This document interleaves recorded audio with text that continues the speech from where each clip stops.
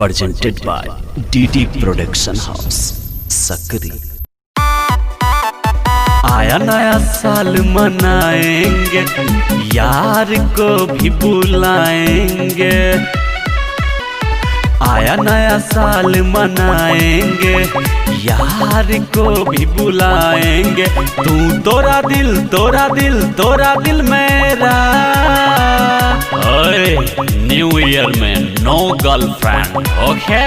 दारू की पार्टी चलाएंगे, दारू की पार्टी चलाएंगे और पिकनिक हम मनाएंगे। Happy new year.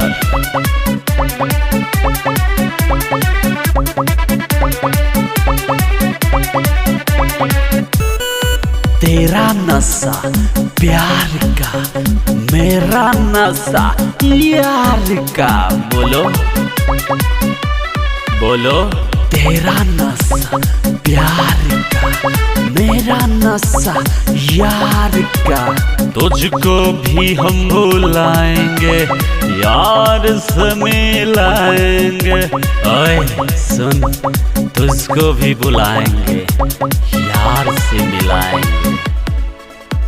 दारू की पार्टी चलाएंगे, दारू की पार्टी चलाएंगे। ओए दारू की पार्टी चलाएंगे।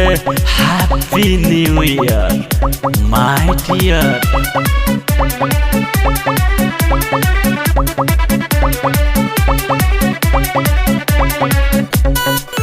तेरे नखरे हजार है, लाखों में मेरे यार है। बोलो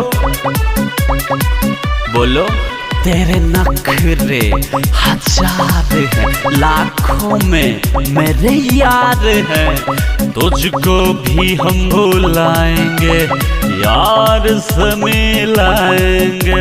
ओए सुन, तुझको भी बुलाएंगे, यार से मिलाएंगे। दारू की पार्टी चलाएंगे, दारू की पार्टी चलाएंगे। ओए दारू की पार्टी चलाएंगे। हैप्पी न्यू ईयर माय डियर।